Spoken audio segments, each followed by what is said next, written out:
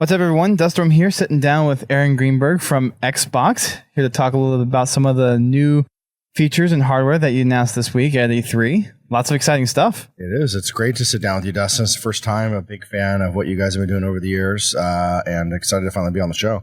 Yeah, thanks for coming on. We had Major Nelson on way back when we first started, I think episode 8 or 9 of the podcast. And I don't know if we've actually had someone officially from the Xbox team on since then.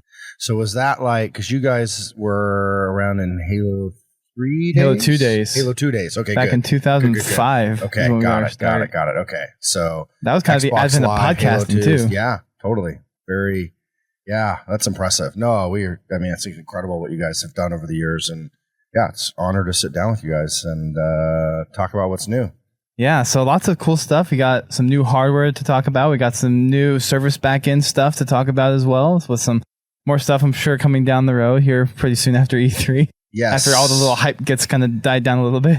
Yeah, it's a lot to take in at one show, but you're right. We announced the Xbox One S, which is the new slimmer Xbox One. It's 40% smaller. It supports 4K video streaming. It supports 4K Blu-ray and also HDR gaming as well for games that will support HDR. And we have that priced at $299 for the 500 gig, and then we have a 1 terabyte for $349 and a 2 terabyte for $399.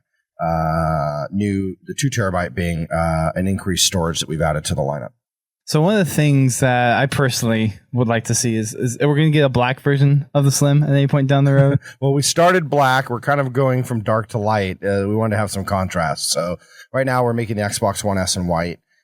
The idea there is to have a new, sleeker, slimmer look. We went with a new wardrobe, if you will. Fair enough. So we're liking the white right now, but we'd love to hear people's feedback if they have other ideas on color. But for right now, the console is white. With that said, we do have a new way for you to customize your own controller. With Xbox Design Lab, you can actually change almost anything on the controller. Bumpers, D-pad, the buttons, customize over 8 million different color combinations, in fact. Which is ridiculous to begin with. It is pretty crazy. You can even laser engrave your gamer tag or your name on there to just make it your own. Yeah. Now, what's some of the things with the controller that, in addition to some of the colors that we're going to possibly see, is there going to be more colors? Is there going to be more ways to kind of like micro customize the controller down the road? Well, yeah. I mean, we've heard from a lot of people, they wanted to be able to customize and they wanted different kind of options with their controllers. And so we built a pretty robust program now where you can just go on Xbox.com. You can go in and design your own. You can save it. You can order it. And it is the new Xbox One wireless controller that comes with the Xbox One S. So even if you're not looking to buy the new slimmer console, you can still pick up that controller and get some of the benefits of that. So we've got our own proprietary wireless will actually give you double the range. We have Bluetooth built in. So for people that want to go from Xbox One to Windows 10, the Bluetooth capability allows you to seamlessly have that from going back and forth. And then we've got some cool additional textured grips as well. The design has largely stayed the same. But we did add some improvements. So the nice thing is if you do order one of the Design Lab controllers, you'll get all those benefits too. Nice. Now with the Bluetooth, does that allow the controller to also connect to other Bluetooth controller-capable devices? So if I want to hook it up to my Android phone and use it via Bluetooth, play one of my games on my Android phone or an iPhone or some other device that has Bluetooth, will it enable that kind of gameplay as well? Yeah, what it does, it has Bluetooth built in, which we know is a standard. We've focused specifically right now to make sure it works great with Windows 10. So depending on other devices, you may or may not have different levels of success. We'll continue to test compatibility, but right now we're sort of focused on making sure it works great with Windows 10. But you're right. I mean, I think, depending on the device, we've seen the Bluetooth range has a lot of different types of compatibility. So we don't want to overpromise for people that'll work with everything. But definitely it does have the Bluetooth standard built in. And, right now we know it's working great on Windows. So with the controller down the road, and I've talked to a few people already, and they want to see possibly customization as far as getting logos from their favorite games, like Gears or Halo or Call of Duty or whatever. Is that something that might be added down the road as far as maybe being able to throw a logo on the controller? I think that's a great idea. We can definitely take that back to the team. I mean, that's the idea with programs like this is we kind of roll it out. We give people tons of different options. And then we sort of get feedback from the community like that. I mean, I think obviously you guys would love to put some Halo gear on there, and we can definitely take that feedback. I think it's a great suggestion. We'll see what we can do. And then with the Elite controller, you have the option to like swap in the D-pad and the control sticks.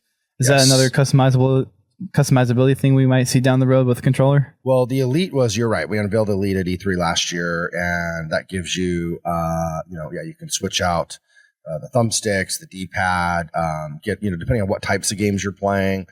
You also have the additional pedals. And so, there's a lot in customizing all the buttons and configuring whatever loadout that you really want to have. Right now, that is continues to sell really well. But what we've done with that is we've actually introduced a new limited edition version of that for Gears. So we have a Gears of War Elite controller that was actually made with lasers. It's pretty cool to see how they made it. But it's got some cool markings, like swarm kind of claw markings on it.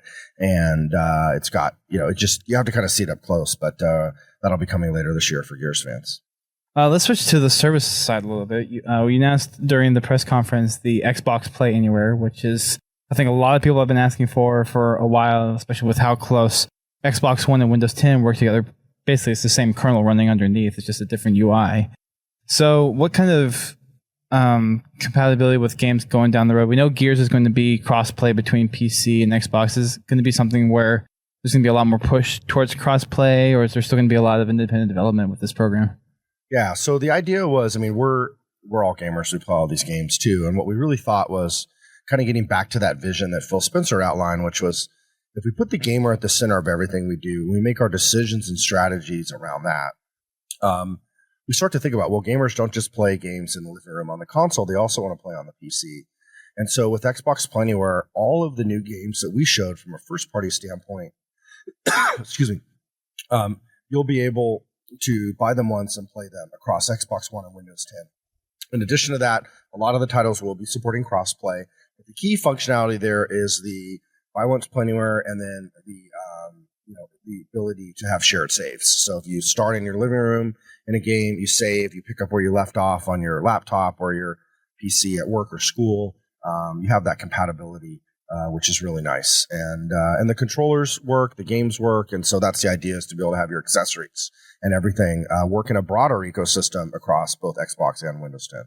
And for the people that have Windows phones out there, for games like Minecraft that are like on all three platforms, will Xbox Play Anywhere also kind of take that and adopt that into the program at any point down the road? Well, what we showed with Minecraft is actually something a little bit different. What we've done is we've said we're going to bring Xbox Live to iOS and Android, and we're doing that with Minecraft. And so what that basically means now is you can play Minecraft multiplayer from your Windows 10 PC to an iPad to an Android phone.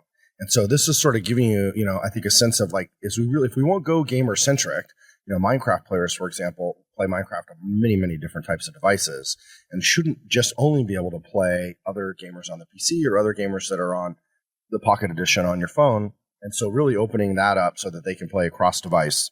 In addition to that, we also announced Realms support for Pocket Edition and for PC, so people can have their own secure server where they can create and share their own worlds. And even if you're not online at the same time, you can now share those worlds across that ecosystem as well.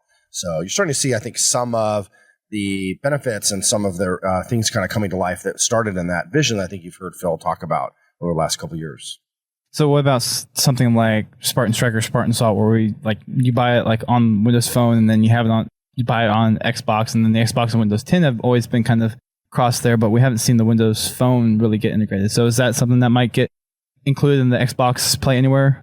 Yeah, right now, what we've done, you're right, with Spartan Strike and Spartan Assault, we've done things like we've had Xbox Live integration of those, as those were built as more mobile touch specific games.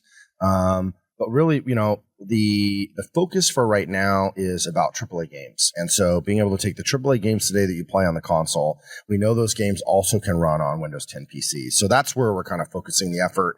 And that's where the biggest customer benefit is, hey, I want to play Gears, or I want to play Forza, or I want to play Halo Wars, and I want to start on my console pick up where I left off on the PC or vice versa. And giving customers the ability to do that without having to buy the game again, having their shared saves already work, having the accessories be compatible, access to their friends list, etc. I mean, that's the key idea there. And so today we know, for those big AAA games, the processing power of the console and the PC do support it. The mobile devices largely don't have the same level of processing power to support those size of AAA games. As far as some of the service stuff between Xbox and Windows, we have the Xbox app on Windows 10, so you have a lot of that back and forth with your friends list and achievements, like you said before. Is there any additional stuff? We've seen some updates with the dashboard come out, like the background music is supposed to be coming out this month, along with some other features. Is there anything else down the road that we can expect, kind of integrating on both platforms? Sure. I mean, I think what you've seen from us is we're pretty committed to continuous innovation. We take pretty seriously the feedback that we get from our fans. We listen to all the feedback that is submitted. You've seen things like backward compatibility. We've completely redone the user interface. We've added, a lot of new enhancements. Background music is a great example of that. And we'll continue to listen and add new features on a regular basis. That's, the idea that you buy a piece of hardware and it just stays the way that it is at launch is definitely not the vision that we have, for Xbox One. And we're going to continue to, through software updates, make those improvements. And the nice thing is that we also have a new slimmer Xbox One S that brings some nice updates for people that may have 4K TVs or looking to get some of the benefits of 4K video or HDR gaming as well. Now, with the Slim that's coming out, is there going to be any kind of program to maybe trade in like your old console in for a slimmer one? Yeah, a lot of our retail partners will offer trade-in programs. We'll partner with them where it makes sense. We've seen that as people have been trading in Xbox 360s to get Xbox Ones. They offer a lot of great values depending on, you have fans probably that listen all over the world. So depending on, what country they're in, it depends on the different type of retailers, and we'll work with them to help make those programs available. So people that do want to trade in can go to, local retailers that support it and get value for what they have as they trade into a new Xbox One S. Well, that's pretty much all I've got. I think it's pretty cool to see all the stuff that came out during the press briefing and then being able to see some of it on the show floor. And I have to say, I think, because I've been at E3 for 3 years, I think this is the most stations and the most variety of games that has been playable on the E3 show floor for the Xbox booth ever. Yeah, no, you're definitely hitting on something that I think, we're pretty proud of, which is over the next year, we're going to release more first-party games than we ever have in the history of Xbox. And so I think the variety of games, we have new IP, like things like Recore. We have, some, big sequels with things like Gears of War 4. We have Halo Wars 2, Forza Horizon 3. And Sea of Thieves has been popular for the show this week. Sea of Thieves has definitely been a breakout hit of the show. We have 4-hour lines to play Sea of Thieves. It's a pleasure to sit down. I just want to say thanks to you and the whole Podtacular community because you guys have been huge fans of Halo since the very beginning, and we're just really grateful for all your guys' support of both Xbox and Halo. And hopefully we have some good news for Halo fans with Halo Wars 2 coming out in February. Awesome. Thank you. Thank you.